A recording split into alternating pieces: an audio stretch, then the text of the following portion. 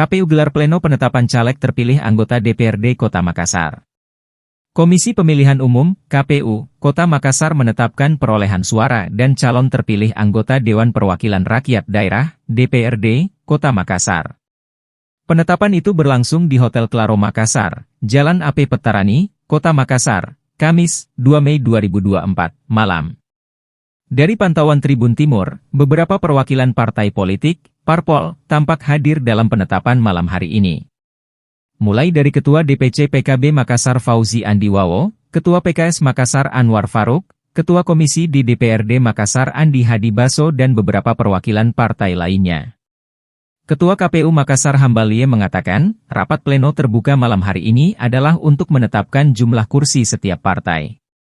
Tak hanya perolehan jumlah kursi saja, KPU Makassar juga akan membacakan setiap nama anggota Dewan terpilih pada periode 2024. Malam ini kita akan bacakan berita acara dan SK bagi teman-teman yang terpilih sebagai anggota Dewan di periode ke depan, katanya. Hambalie juga berterima kasih kepada seluruh jajaran lainnya karena telah melakukan kerjasama yang sangat baik pada pemilu 2024 kemarin.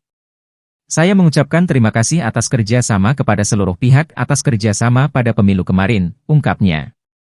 Semoga apa yang kita laksanakan bersama menjadikan ini wasilah kebaikan kita di masa depan bagi negara kita tercinta, tambah dia. Terpilih anggota Dewan Perwakilan Rakyat Daerah Kota Makassar dalam pemilihan umum tahun 2024 bertempat di Hotel Claro, Jalan AP.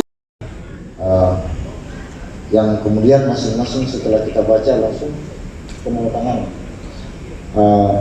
berita acara. Berita acara yang pertama saya akan bacakan adalah bernomor 450. Komisi Pemilihan Umum Kota Makassar.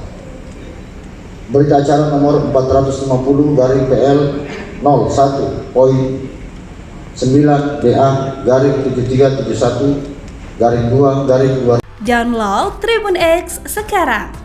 Menghadirkan lokal menjadi Indonesia.